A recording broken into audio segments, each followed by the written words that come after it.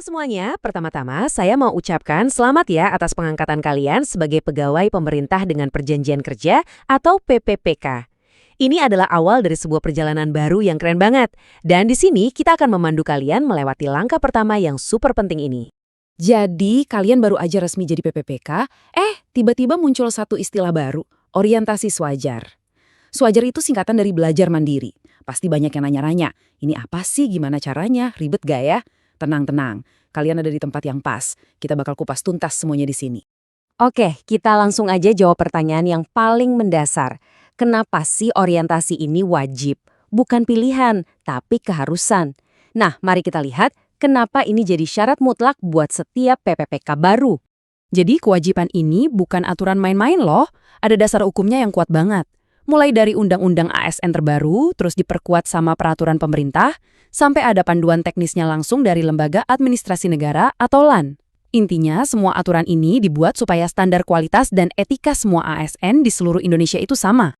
Terus, tujuannya apa sih? Simpelnya gini, ini tuh kayak masa pengenalan, kalian bakal dibekali pemahaman soal tugas dan fungsi sebagai aparatur sipil negara, plus penanaman nilai dan etika kerja di pemerintahan. Dan ingat, ini cuma perlu dilakukan sekali seumur hidup selama kalian jadi PPPK. Sekarang kita masuk ke bagian yang paling praktis. Gimana cara ngerjainnya? Kita akan bedah satu persatu langkah-langkahnya di dalam platform Swajar Sibangkom. Kalau dilihat secara garis besar, alurnya tuh simpel banget. Cuma ada 5 langkah utama. Pertama, masuk ke sistemnya. Kedua, akses semua materinya. Ketiga, unggah tugas jurnal. Keempat, ikut evaluasi. Dan terakhir, tinggal unduh sertifikat kelulusan. Platform digitalnya, Sibangkom, ini kan jadi krusial banget. Gimana pengalamannya di dalam sana? Ya, Sibangkom ini ruang kelas sekaligus ruang ujiannya. Pertama, tentu saja, login. Aksesnya lewat sibangkom.lan.go.id. Uniknya, username-nya itu 18 digit NIP PPPK dan password awalnya NIK. Wah, sangat personal dan aman ya dari awal. Betul. Setelah masuk, langkah kedua adalah akses materi. Ada video, modul bacaan, dan lain-lain. Keunggulannya ya fleksibel, bisa belajar kapan saja. Kita udah tahu kenapa ini wajib. Sekarang, pertanyaannya, apa aja sih yang bakal kita pelajari?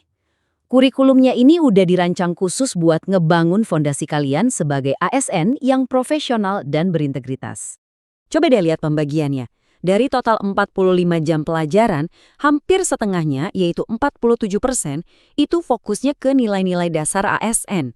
Gede banget kan? Ini nunjukin betapa pentingnya nilai-nilai inti ini. Sisanya baru dibagi buat materi bela negara, manajemen, dan tugas fungsi ASN.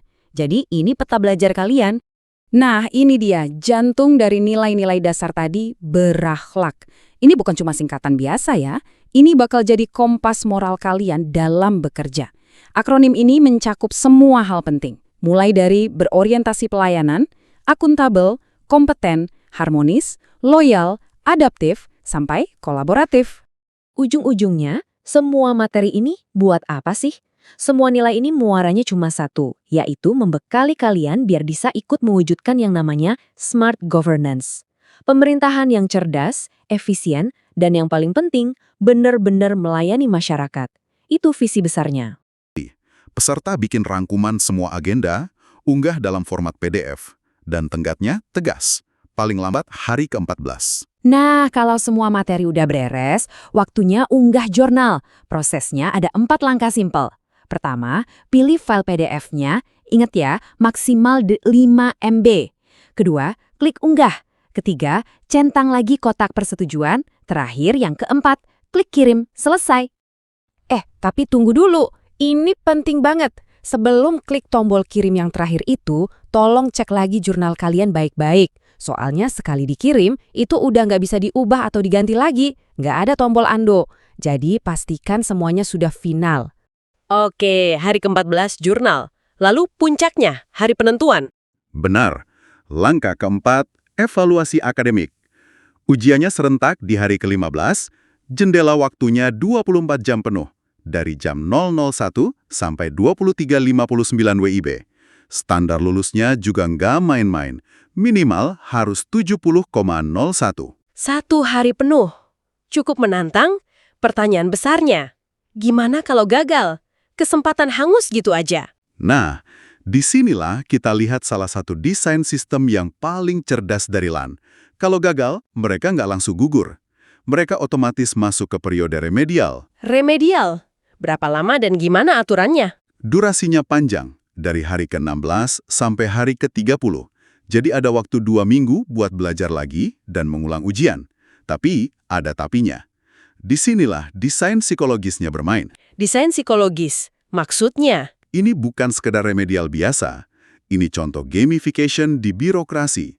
LAN menerapkan prinsip diminishing returns atau hasil yang semakin menurun untuk setiap percobaan ujian. Tujuannya, mendorong peserta biar serius dari awal. Orang yang terlalu banyak mencoba. Itu menarik banget. Gimana mekanismenya? Tepat.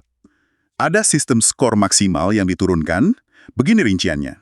Kalau Anda coba 1-3 kali, skor maksimalnya bisa 100. Oke, wajar. Tapi kalau Anda mencoba untuk yang keempat atau kelima kalinya, skor maksimal Anda langsung dibatasi, mentok di 90,01. Wah, Coba yang ke-6 kali, turun lagi jadi 80,01.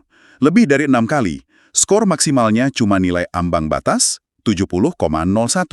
jadi kalau di percobaan keempat saya jawab semua soal benar dan harusnya dapat 100, sistem akan otomatis nurunin jadi 90,01.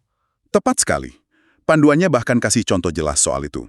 Misalkan nilai Anda 65, 70, 68, terus 98.